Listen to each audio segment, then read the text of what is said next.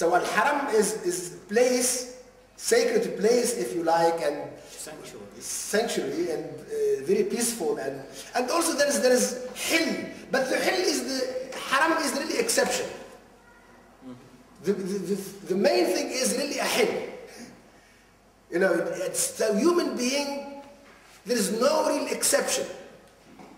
The struggle is part of our faith, our destiny, if you like.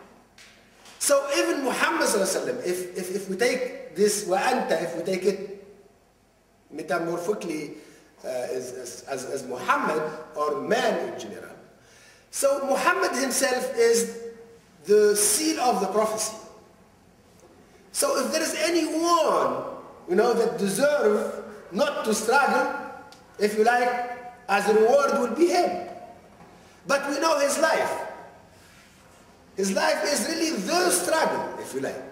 If we try to understand how human being struggled, you know, and work very hard to bring and make the difference in this world, is really the life of Muhammad ﷺ, regardless if you are Muslim or not Muslim.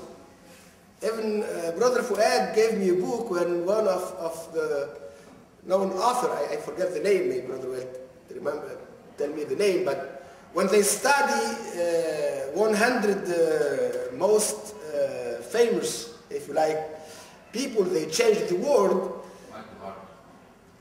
Michael Hart.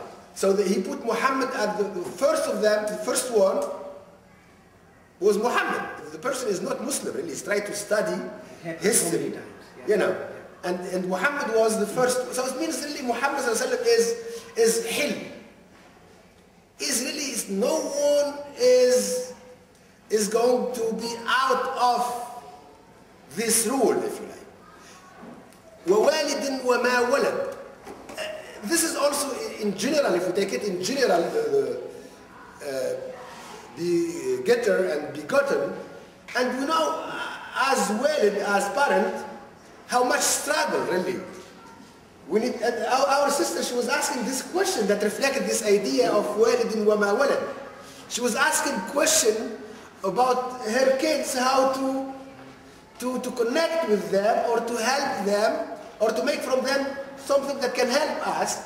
And maybe her kids, how old they are, your kids? 14 and 9. You know, 14, 9 years old, but still the question is there. If you compare it to any other creature, now some of the creation might be from the first day. You know, if you take the turtle from the first day, they even before. At the egg's level, the turtle is right free from them. But for the human being, there is always that struggle to make from human being something. So the struggle is tangible, something really you can touch in our daily life, and very, very specific to the human being. So what's beautiful also, the Quran will say, لَقَدْ خَلَقْنَا الْإِنسَانَ فِي كَبَدٍ. As we said before, وَمَا خَلَقَ الذَّكَرَ وَالْأُنْثَى. And khalaqa has the idea of to create, but to create is not evolution here. It's creation. There's no time. There's idea, there's purpose behind it. The Quran will also use create here. Not ja'alna and khalaqna is part, that what human being is part of their nature, if you like. Fi kabad is embedded in them. Or human being there in, you know.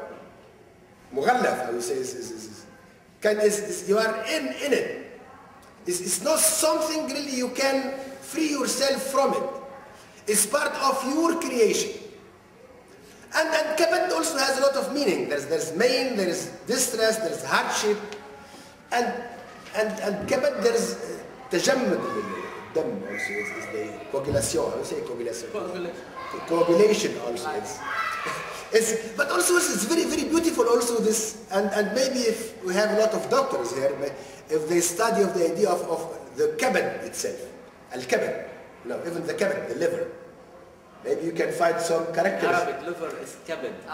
Kabid. So kabad and kabid are very close. And if you put the accent, you can really see both. You can see the image too. But the idea also is that coagulation, if you like, is that human beings also they can coagulate. They can also stop moving. And that's very compatible with the idea of اقتحم.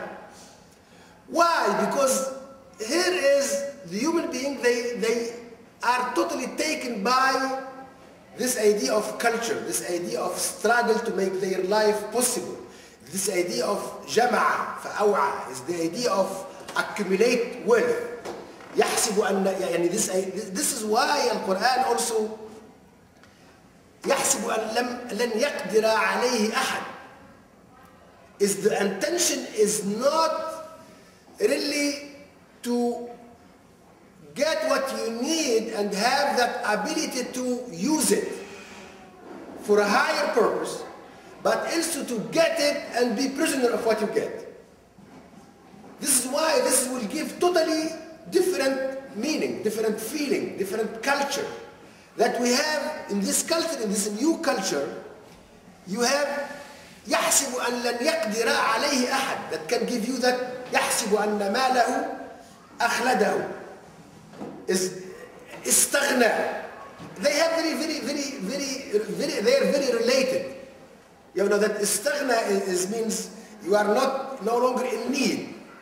يحسب أن لن يقدر عليه أحد. So it means no one has power over him.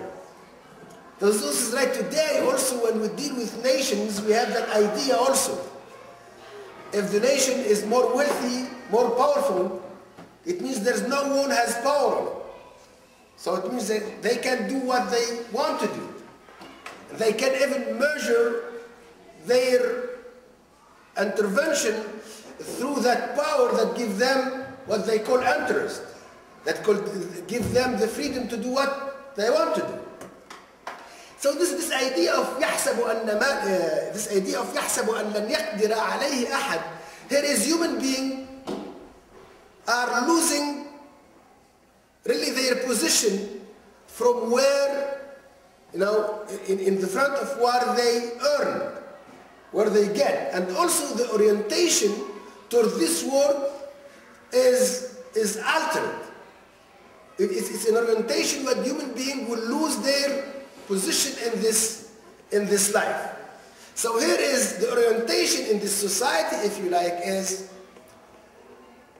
human beings, they will free, because there is the idea of struggle, okay? There's this feeling, regardless, even if you are by yourself. You are always in struggle, maybe in pain, in hardship. There's that idea of awareness. You are aware, you cannot really stop asking questions. You are worried. You know, even if you have something else you are worried about. Okay, you're asking your question about your kids. So human beings, they have that, you know, nature, if you like, that is part of their creation. This can take wrong direction. And the direction will be, hey, see, I'm able to get what I want, and this has helped me a lot.